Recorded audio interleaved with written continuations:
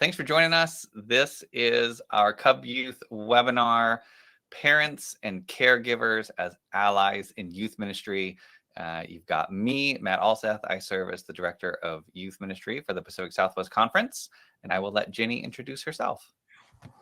Hi, I'm Jenny Olson, and I am the Director of Youth Ministry for the Northwest Conference. So looking forward to partnering with Matt. We both serve on the Youth Ministry interim team for the Covenant, and both been doing youth ministry in some form or fashion for a long time. Yeah, so this month we asked a question on CovYouth. Tell us about your experience engaging parents. How is that going? What is it like? And I had a lot of responses of people who feel like they're doing a good job engaging with parents, people who regularly communicate with them, some who said, I don't feel like my parents even want to know me, or I don't even know how to reach out to them. And so this webinar, our hope really is to give you a couple tangible tools, a couple ways that you can engage with parents and caregivers, because we believe that if we're able to bring them along as partners in ministry, then our ministry is going to go further. And so one of the things that we were looking at is just some of the research. What does it mean to be a parent today?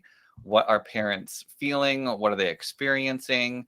And my assumption is a lot of our youth pastors already know this, that anxiety and depression are at the highest level of concerns for parents today, on top of being bullied.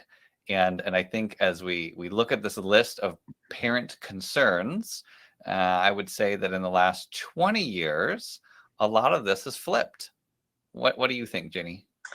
I agree. I've been in youth ministry. I started way back in the 80s. And I would say the main concerns there, parents were like, I want to make sure my children either don't get pregnant or don't get somebody else pregnant, and problems with drugs or alcohol. And so that was the top concerns. I was really surprised to see being kidnapped or abducted as number 3 on this one as a concern. That one surprised me. I was too. This comes from a Pew Research study that they put out in 2023 using data from 2022. So it's already a little bit outdated. The other thing I found fascinating was that roughly 87% of all the parents they interviewed felt like parenting is a very important job for them, and that doing this is somewhat harder or a whole lot harder than they thought it would be. And one of the things I had a mentor tell me at one point about parenting was that parenting is nothing more than improvisation, that every day you are trying to figure it out, and it may look nothing like the other day. And so it's just a good reminder as youth pastors that we are engaging and working with people who don't have it all figured out, who actually would love some help in coaching. And they often look to the church if we have something good to say. And sometimes it may feel like if you're not a parent in youth ministry, if you are a parent, but your kids aren't yet in junior high or high school, that you have a harder time having authority to say something. And so that's where it's really helpful to read books, find research, figure out who else is saying the things that you would like to say, who do have more authority, because it's coming from a voice of someone who's been there. Yep. Jenny, any thoughts there? Well, I'm looking in the chat, and Tim's response of guessing that the getting bullied answer is strongly correlated to the anxiety, depression, mental health answer. And I think that's true. Especially, I think parents are becoming much more aware of the bullying that's taking place online, kind of the silent or stealth bullying that they may not necessarily observe unless they have their eyes on their kids' social media accounts. I think I absolutely agree, Tim. I think there is a direct correlation there. And even in school too, I think parents are much more aware of their kids being bullied. So. Absolutely. Especially when parents are saying it's a whole lot harder to raise kids today, and how much more of the lives of their kids are invisible and hidden on a device, on a screen. And you don't even have adult ears and eyes watching and seeing and hearing what's going on. Yep. I had a conversation with a friend who related to me another conversation he had with a dad And they were talking about parenting, and this other fellow said, he goes, "It just scares me to death. I'm going to screw this up." And I think that really touches a nerve in a lot of parents these days of like, I really want to make sure I don't goof this up. And so they operate out of a place of fear rather than confidence. Yeah.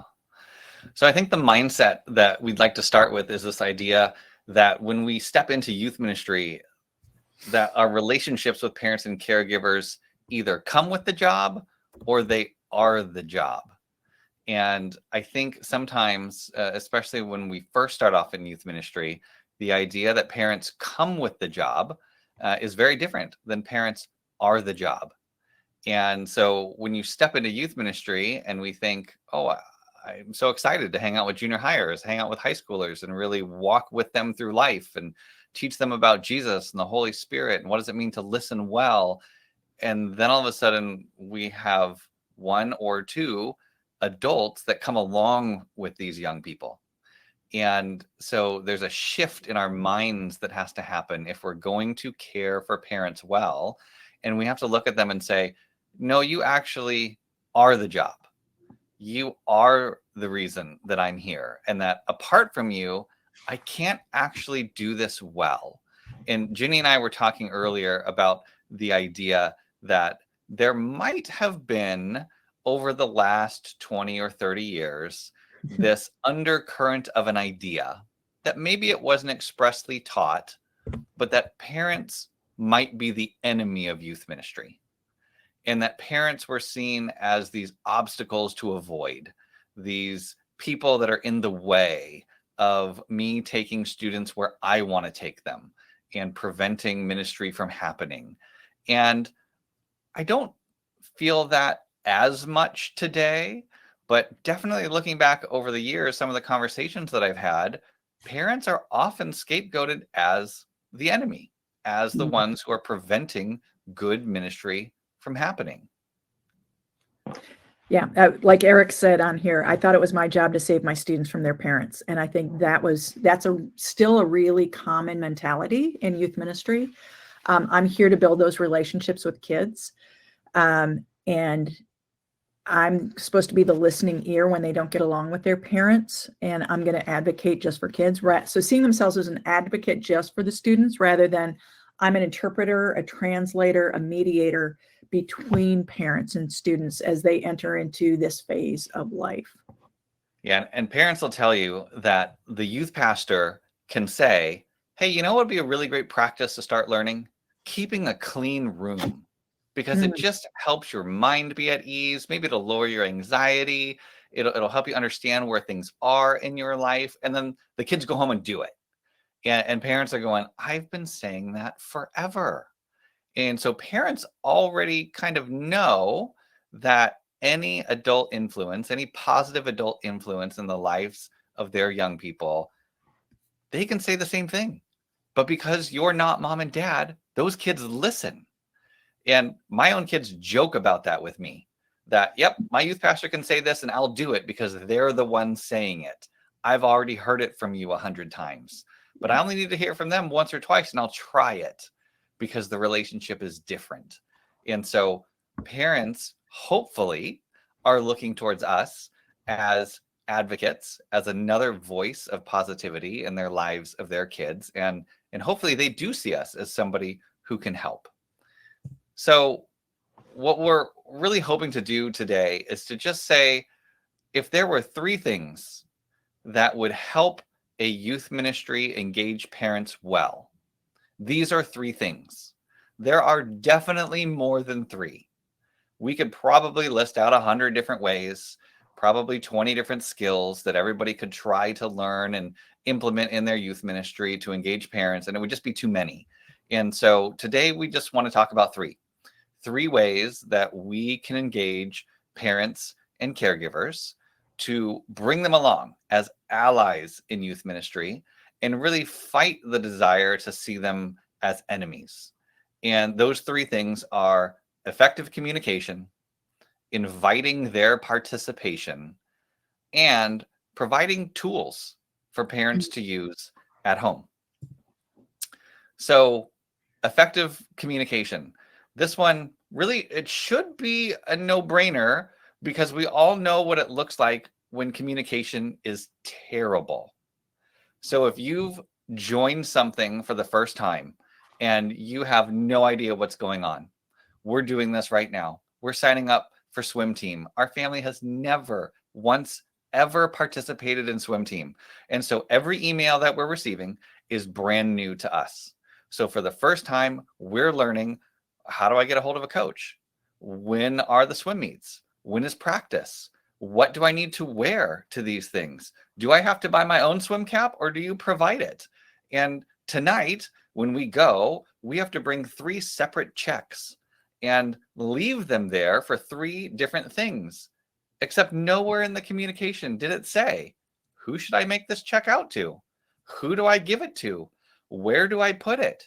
Who do I even talk to during practice when all the coaches are coaching? We have no idea.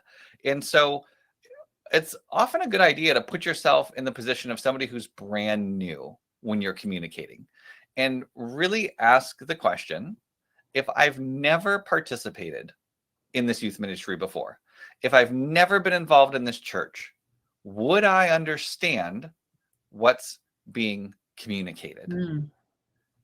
Yeah, I'm always amazed when I'm visiting churches and they'll make an announcement and it's like, well, talk to Amy after the service.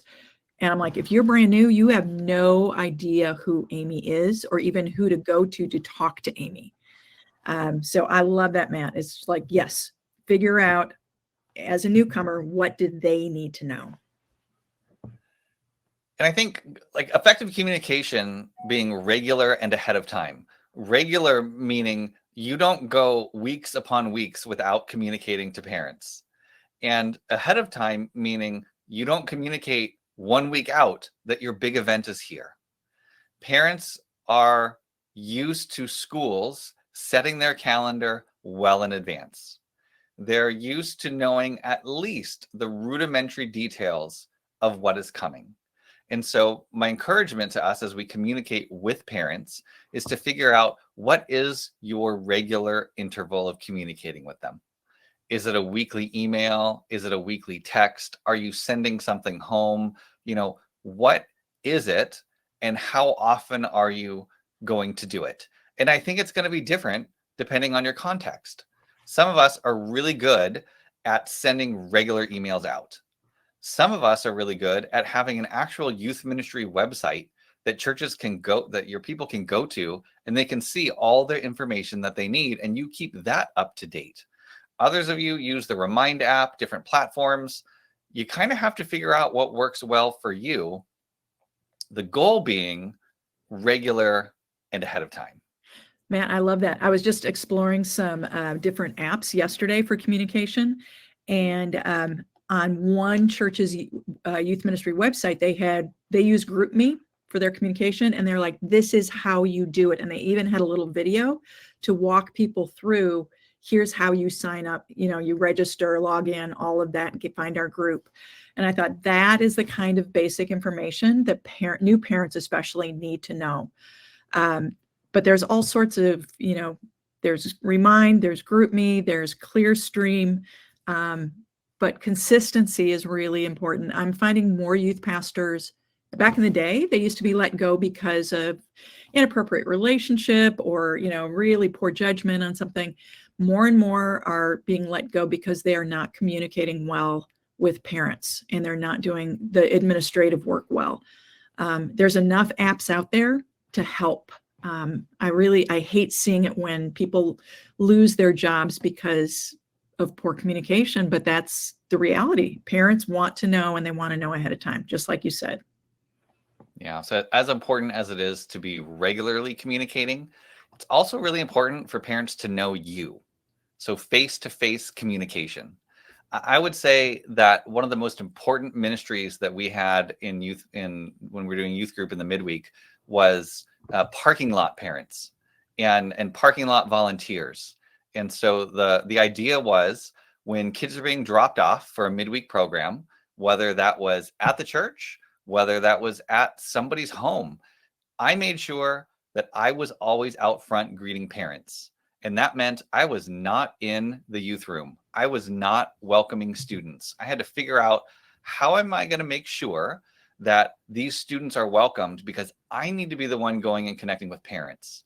And then we would usually try to figure out who's another real seasoned adult veteran, probably somebody who is a parent, who can then go be in the parking lot greeting parents. And I think what we've seen over time, the amount of students attending our youth ministries whose parents don't attend church has gone up over time. And what happens when the youth pastor is the one in the parking lot, sticking their head in the car window, saying hi, offering a handshake, you're establishing a relationship face to face in maybe 20 seconds. And if you have a couple volunteers who are also doing that, and you give them a very simple tool, like a note card with their phone number on it, and they simply say, hey, I'm a dad here too, I volunteer. If if your son or daughter can't make it to the midweek gathering, or can't make it to an event or a Sunday morning, here's my number. I'm happy to pick them up. Parents meeting other parents in the parking lot are so important, because they're able to see themselves. They're able to see somebody else who's living that same stage of life. And you can let the students go in the youth room, in the church, in somebody's house, wherever, and just entrust them to some other adults, entrust them to some student leaders. But that like 15-minute window that people are being dropped off is such an important time to establish a face-to-face relationship. This is so important. We used to have a frontline team. That's what we call them. It's a group of parents. We had the policy where we didn't want parents to be small group leaders, just for the level of sharing that would go on in a small group, but they still wanted to be part of the ministry. So this frontline team did exactly what you said. They're out in the parking lot. If parents came in, they were helping answer questions.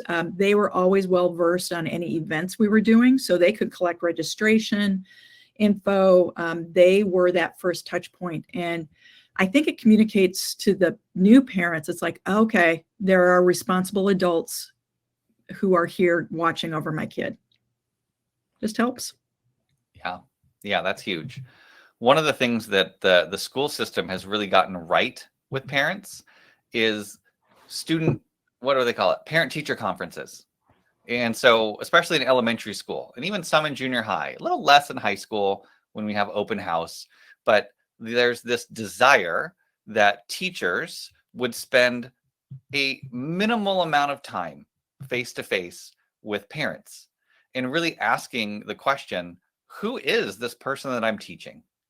And so, as a youth pastor, one of the things we need to do is kind of adopt that mentality of, how can I put myself face to face with every single parent and ask them questions about their own life, about their kids. And so a pastor parent conference is something that I'd suggest youth pastors do at least once a year, twice if you're nuts, and try to figure this out. If you have a really large group, you might have to enlist some other leaders to do this in your place or with you. But it's this idea that when we go out of our way to meet with a parent, we're communicating value, that we value you and we want to hear from you. And I will adjust my schedule to fit yours, so we can have coffee or lunch or meet after church, or meet where you work, and I can show up and you have a cafe, and we're gonna talk there. And really asking pretty much two questions. Tell me about your son or daughter. Who are they? What do you love about them? What drives you nuts about them? What do I need to know about them?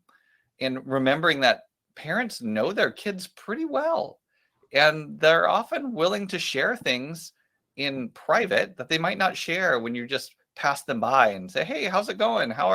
What's new with your kids? But really taking it a step farther and asking the question, if this year were to be a good year for your son or daughter, if this was going to be a good experience for them in our youth ministry, what would need to happen? Like what's one tangible thing you would like to see happen in their life? And then whatever that thing is, that becomes my goal. that becomes the goal of our youth ministry. And we'll write it down. And we'll have a list of, if you have 20 students, I have 20 goals.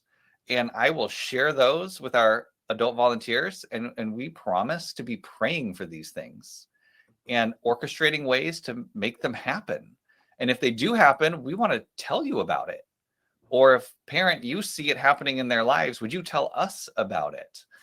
And now we've taken the hopes and dreams of parents and we've brought them in to youth ministry. I had one mom tell me, she said, my son has never once slept away from home. And he was a sophomore in high school. And I thought, okay, there's so many other questions that I could ask you right now. That gives me a real good insight into your life and into your family. Your son has never once spent a night away from home. And so her goal was, can you convince him to go on something? And we said, yeah, we'll do that. And at the end of that year, this kid had gone to a couple different retreats, even spent 7 days up in Alaska, came back, and that mom said, we hit our goal. Like, this is so cool that in the youth group, our kid has finally stepped out and been able to do something that we couldn't help him do. Wow. Matt, I'm thinking that this might feel overwhelming especially for a new youth pastor. Have you ever done this like with groups of parents? Or absolutely. Okay. Absolutely. What's the benefit of doing it that way? Yeah, it's truly however meetings you want to have. And so as you look at your time and your schedule and the size of your group, if you're able to do it one-on-one, great, go for it. If 2-on-1 is better or 4-on-1 is better, sometimes when you have parents together, the synergy of them talking back and forth encourages them to talk and share more.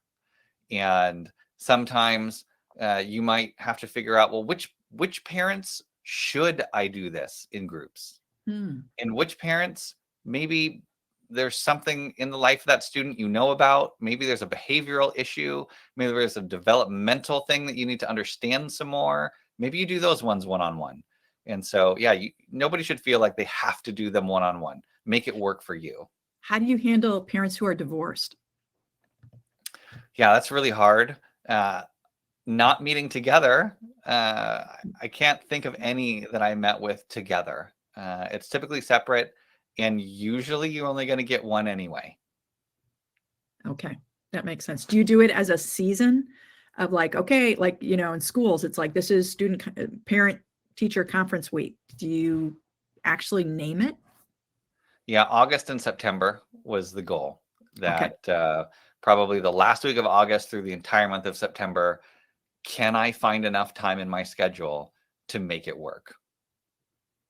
This is great advice. I wish I would have done that when I was starting out in youth ministry. It would have saved me so many headaches. And it would have made the ministry more focused on actually meeting the needs of students and families. Yeah, and we fell on this on accident. I took over at one church for a youth pastor I was friends with for about 5 or 6 years. And I asked him before he left, tell me all the parents you've had a hard time with. And I just got a list of all the parents he'd had a hard time with. And I prayed over that list and just asked God, like, what is it going to take for me to have good relationships with them?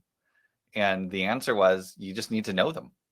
And so really intentionally spent time with them. And the parent pastor conference kind of just happened more out of need. I didn't want to get run over by a whole bunch of parents. Great idea. Let's see. Second thing, inviting participation. We need to bring parents into the youth ministry. And so there are a couple real easy things to do. And then there's one thing that if you nail it, you are going to have so many more resources as a youth pastor. Midweek opportunities is the question, how could a parent be involved in helping out midweek? And we've already shared things like, can you ask some parents to hang out in the parking lot and say hi to any parents who are dropping off their kids, maybe who don't even go to your church? If your church has a really large facility, do you need parents hanging out kind of around the facility because of safety.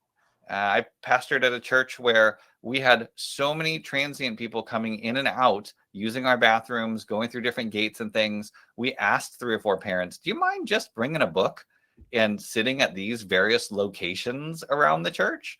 And if somebody shows up, just let them know, like, hey, there's youth group going on right now.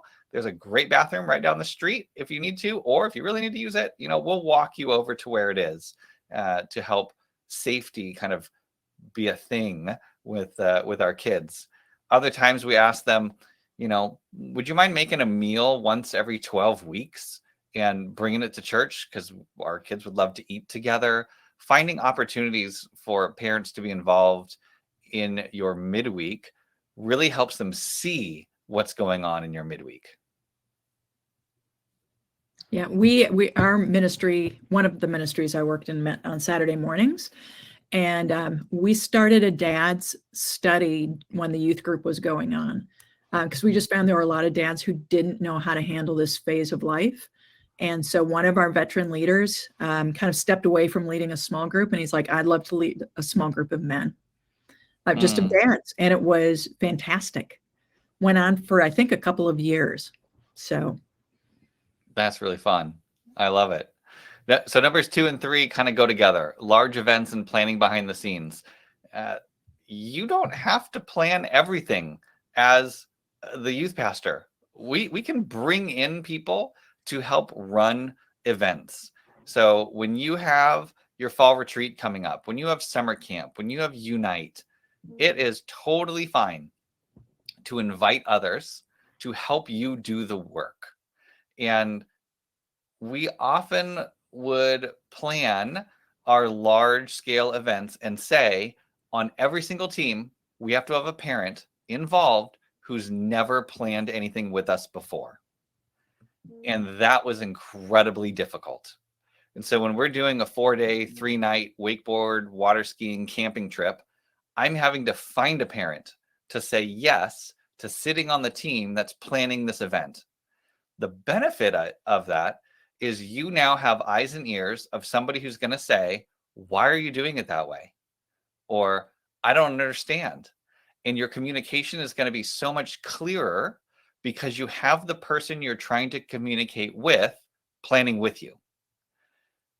The other thing that we learned was adding a parent onto a team that is planning an event, especially a parent who's never been involved, who hasn't planned before, is the fact that by the end of the event, they've hopefully had so much fun and made new friends that they're willing to do it again in the future. that is great. Yeah.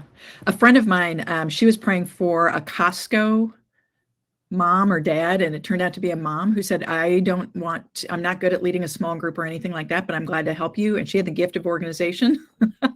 And so Carrie would give her a list like before camps or retreats, and this mom would just go buy everything needed at Costco, and then she would box it up and sort everything. And so just start praying for moms and dads who want to help out. Like Eric said, that's kind of the expectation at school. And they're ready to do this at church. We just don't ask them very often. Yeah, we had a caterer as one of my favorite small group leaders, and catering was his side business. Real estate was his real business. But we knew that every event that we were going to do, all we had to do was tell him how many students were coming and what the budget was, and he would figure out what we were eating, where we were shopping, how we were cooking it. And then he would teach the kids how to cook it because that was his thing. And then they learned how to cook. And that dad was so involved in the youth ministry using the skills that God had given him. That's beautiful. I love that. So number 4, parent-only gatherings. I do think it's important that at times we try our best to gather parents and caregivers in a room together. There's just something special that happens when you're in a room with them. You can look them in the eye and you can ask them the question, tell me what you love about your kid. And at the same time, tell me one thing that's driving you nuts. And I've sat in enough circles of parents and I've watched this happen enough times to know that sometimes there's a parent in the room who's brave enough to simply say, I actually can't think of anything I love about them right now. they're just so difficult. And just providing that atmosphere, providing the opportunity for a parent to say, this is just so hard, is so helpful. And often I would just step back and wait. And as other parents start sharing, I've had that experience too, or how can I help? Or I didn't even know that was going on. And putting parents in a room to just share, how are you doing? How is this going? Did you ever Breathes think so about much bringing in life. I'm sorry, go ahead. Oh, I was just gonna say it breathes so much life into the room. Go ahead, Yeah. Ginny. Did you ever think about bringing a therapist in or a counselor to help deal with some of the, I mean, because that adolescent conflict at that stage can be really rough. I wish I did not have access to anyone like that when I was the last time I was a youth pastor. Yeah. Yep. Tim asked a great question off here in the chat, and it says, those of us in states with more robust child safety policies, what's the line needed for a parent to complete a background check before being present? Yeah, that's true. There's a difference between being present in the group as a leader and doing a parent-only gathering. And so, at least in California, I mean, you're going to have to pass a fingerprinted background check before you can go on any event. And it makes it a whole lot harder. And perhaps when we're doing our parent introductions, when we're doing whatever system we have for welcoming families into the church, that's something that happens early. Because the sooner we can help parents go through that whole background check process, the more available they become to being an integral part of our youth ministry. That's a good idea. Just have that as part of the kind of the fall launch, as you know, this we background check everybody, and if you're going to Yeah, be and active, hopefully at the beginning of the year, we're doing some sort of a, hey, this is what we're doing this year, parent gathering, where it's all the parents and hopefully the students in the room together. And we're saying, can we walk you through the calendar? Can we walk you through what this is going to cost? Can we walk you through the timeline? And during that is when I would do what here is number 5, a yearly parent inventory. And for me, this was like a single piece of paper that asked a whole bunch of questions besides name, address, phone number, and email. It was circle anything that applies to you. And so we listed just a ton of skills that we knew we needed access to. Are you a planner? Do you know construction? Are you good at cooking? Do you speak different languages, multiple languages? Graphics design, web, social media. Are you in the medical field? That's incredibly helpful when we're going on our events. Are you a deal maker? Do you just know how to get good deals? I kind of need you in my life because we need good deals in youth ministry. Are I you a love travel it. agent? The deal maker, you like that one, Jenny? Yes, you're such a, oh my gosh, that would be such a gift, and I never thought about naming it. Yeah. And some people, it's like, wow, you have a private cabin, you have a boat, you have a van, you own or have access to property somewhere. We had one volunteer. He wasn't a parent, he's just a volunteer. And he bought, I don't know, 20 acres or so that butted right up to a lake. And he said, hey, I have a tractor up at my property. I can just clear out camping spots and we can start camping up at my property. It'd be free. I got running water. And I thought, are you kidding? That's amazing. We don't have to pay to go somewhere. You'll just let us come and stay. And ultimately, the entire church ended up doing a family camp there. And we would have 120, 130 people all camping on this guy's private property. And the only thing we had to pay for were the 8 porta potties to get dropped off for a long 4-day weekend of church family camp. But had we not asked on an inventory, do you have access to things, we would never have known. That's brilliant. Yeah. And yeah, then it helps parents start connecting the dots going, oh, I do have something to offer. Because I think they think I've got to be a Bible study leader, a confirmation leader. That's the only thing I can do. It's like, no, there's so much you can do. Yeah, and you can Google if you go online, like parent inventory, parent resources. I know I've seen these sheets all over the internet of things that you can ask for. And the more you start asking, the more you start realizing what people have to offer. And it's not always money. I mean, most of the parents, hey, can you help fund this? The answer is no. But the question of, oh, wait, you do this for a living? Can you just do your living with our church? They're like, oh yeah, I can do that. And then they're giving in ways that you kind of didn't think were possible. The other one is how much time do you have to give? That was really helpful in asking parents, like, do you have 1 hour a month to give to the youth ministry?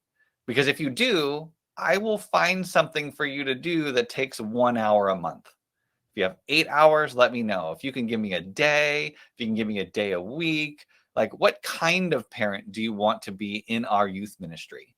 And so you can add other boxes on here, like, I would love to go on your events. I would love to drive on your events. You can take my car. I mean, all those things really add up quickly. And then you get a sense of what resources has God put in your hands. And I think often we don't understand the resources that God has laid in front of us because we haven't taken time to do an inventory of what's in front of us. Yeah. Matt, let me ask you, have you ever been in the situation where the parents just want to drop their kids off and they don't want to be involved at all? And if so, how do you break that ice? Oh yeah. Yeah. I mean, there's parents I hardly ever knew. Okay. They're just a face. They're dropping their kids off, and everything that you're trying to do to connect with them, it just doesn't work. And so there's a percentage of parents and caregivers out there that will connect with you. There's another percentage that you're going to have to work really, really hard. And then there's some, it's just never going to happen. And for a variety of different reasons, it's just never going to happen. Yeah. What if that's the whole church culture? I mean, I can imagine that you come in, you're excited, we're going to do this yearly parent inventory, and that it just doesn't click. I mean, the church is not used to having parents involved in any way. How do you, because I know you've been in a number of different settings, how do you even break that ice of like, okay, we're going to implement this. This is how you get involved. Yeah. Start with one. Start with one. Okay. Everything starts with one. And I think when we slow down and we just figure out who's the first, and maybe that parent inventory, I'm doing in person with them. When we were planting a church, and even when I was working at another church, the question of like, well, whoever's house we hold youth group at, they're going to have to be involved. And so we very intentionally said, let's make sure we do youth group in this person's garage or in this person's living room. Or if you're the type of church that does small groups in homes, or just find an excuse, truly find an excuse to do something in people's houses. Because as soon as you're in their home, you're able to have conversations you can't have in the church. And you're able to look around and see, well, who is this family? What are they like? And now you're establishing a relationship on their terms, on their turf, and they're seeing that you are a responsible adult. You do know what you're doing in youth ministry. And just the fact that they've opened up their house is a pretty huge thing in and of itself. That's great advice. Thanks. Yeah, it was a good question. At-home tools. This is the third thing. So effective communication, inviting participation, and then giving parents something to do at home. This does not have to be difficult. This is not something that you should spend a crazy amount of time with. This is just real simple. Number one, whatever you're teaching on every week, send it to parents. So if you're manuscripting your talk, send it to them. If you are writing out small group questions and curriculum, send it to them. And then maybe send them a couple things that you think might help for them to ask their kids. And the funniest things happen when you start doing this. I can still remember the first couple of months I started doing that, sending home what I was teaching on, and then sending another email that basically said, hey, here's a couple questions I think you might want to ask your kid. I got a phone call from a parent who said, hey, I got your email and you were teaching on this Bible passage on this story, right? And I said, yeah, why are you calling? And they said, was my daughter at youth group last night? And I said, no, she was not. And they said, oh, well, then she's been lying to me for a couple of weeks. I would not have known that had you not been sending home what you're actually doing. So that when I asked her and she made up the stuff about some Bible story you were teaching on, I knew that wasn't what you were teaching on. That was hilarious that happened within the first couple of months of doing this. Oh my gosh, she was so busted. So what happened? Did she finally show up? Oh yeah, she was one of my more troubling students who would give me a run for my money, and that phone call was not unexpected. It was pretty par for the course. But the beauty was the more we sent home what we were doing on a Tuesday night, on a Wednesday night, the more parents were able to be engaged in what their kids were learning. And that's not to say that every parent took it and like sat down and had these deep theological conversations with their kids using the 1 or 2 questions that we sent home, but at least they were able to get a better answer than, hey, what'd you do at youth group? Oh, the same thing as always. Well, how was it? It was fun. Parents were able to ask slightly better questions now. And I think that's it, as much guidance as we can give parents on how do you break through that typical adolescent, I'm not giving you much information, or I'm giving you one-word answers. It's like, how do you keep pressing into that without being annoying to your kid? So those follow-up questions, anything like that you can give them is going to be really, really helpful. Yep.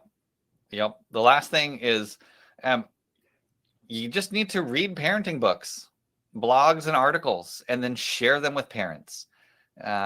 If you are a youth pastor who's in the same stage of life as the parents that you're caring for, you're going to have an easier time because you're reading them yourself. If you have not got to that same life stage, consider it preparation and consider it job security, because the more you can learn about what it is to parent in today's world and then pass that on to parents, the more grateful they are for what you're learning. The number one resource that I use right now is Tim Elmore, growingleaders.com, timelmore.com. I get his emails, his blog posts, and I can't tell you how many times that what he's writing about Gen Z and even Gen Alpha has been so on the money. And then when I send it off to parents and I say, hey, you should consider this, they write back and go, that was really good. Where'd you find that? And I say every time, from the same person. You can sign up too. You don't have to wait for me to send them out, but I still send them off, and they're useful. That is great. Yeah. Eric Cave has shared 1 year of dinner table devotions and discussion starters. Those are great. I think Fuller Youth has some stuff too that also is helpful. Oh yeah. I would use the Fuller Youth Institute for just about anything they put out. That would be really helpful. Okay, quick recap. The 3 things that we said. I'm going to have to go back in my slides. This is a terrible webinar. There we go. Effective communication, invite participation, provide at-home tools. If you can figure out how to do those 3 things, if you can be clear in your communication and regular, if you can bring parents into the ministry to participate with you, and if you can provide tools within the home for them to engage their kids, you are well on your way to engaging with parents and caregivers in youth ministry. And whether that's pastor-parent conferences, whether that is a yearly inventory, there are so many different resources out there. These are just 2 or 3 that we think would really help you. Ginny, any other thoughts? Just that I'm grateful that you use the phrase caregivers as well as parents, because I've been in numerous churches where it's grandparents who are the primary caregivers, or aunts or uncles. And so just to have that mindset that the family system, you got to find out who's caring for these kids. But this is fabulous, Matt. These are just really good, solid tools for a youth worker to have in their arsenal, and to train up interns too. I mean, if you've been doing this for a while, you've got new interns, a lot of them can be really scared of working with parents due to their own issues or age, and to go through these kind of basics with your interns and say, okay, here's what we're going to be working on for the next couple of months is your relationships with parents and caregivers. Yeah. Well, thanks everyone for joining, participating in the chat. Jenny, thank you for reading the chat and bringing the questions into this. If anybody has another question, feel free to ask it. I will end by saying, being a parent now and having 3 kids in youth ministry, it is so important to find time to sit down with a youth pastor. My wife and I did it last week, actually, had a parent pastor conference with our youth pastor, and we were able to share, who our kids are, the things we currently love about them, the things we're hoping for in the youth ministry. And the 45-minute to 1 hour quickly ballooned into almost 2 hours of talking about youth ministry, talking about our kids. And it was so life-giving and so wonderful. I would really love to hear it if people are able to figure out how to do that in their context and just the fruit that comes out of it. It's got to be a good feeling to know you're not alone as a parent right now. And I think that's what the church can help provide. Absolutely. Well, Jenny, this has been fun. Thanks for collaborating on this. Yeah. Oh, Tim added one more thing. One thing we want to try next year is creating spaces for students and parents to worship together. That's a good thing to create. Students seeing their parents engage spiritually. Are there any tips for something like that? It feels like you kind of have an opportunity to do it in 2 places, right? You've got Sunday morning is an obvious worship time. And if you want to create your own, then that's a second obvious worship time for you to do that. I think students often find that space when you bring adults with you on events. The hope is a more social space gathering. Oh, as in homes. Tim, I think you are onto an experiment that we would love to know the answer to how this turns out. Gathering in homes and worshiping. Jenny, you have thoughts? I love it. And I'm hoping, Tim, please keep us posted on how that works. I also think immediately of Matt, our mutual friend, Lily Lewin, who does a lot of experiential worship stuff. Rather than worship just being singing together. But Lily Lewin, she runs freerangeworship.com or .org. And she uses a lot of experiential things. And I think that could be really interesting as families, kind of, especially those who, if you've got parents who are hesitant, they're not used to coming to church, that might be an entryway where they feel more comfortable even talking about God with their kids. Yeah. Well, Jenny, this was fun. And truly it's our prayer that something here sticks and you find at least one thing that you can latch onto and maybe improve your current engagement with parents. Thanks for joining us. Thanks for doing this, Matt. Appreciate it. Good to see you guys. Have a good Easter.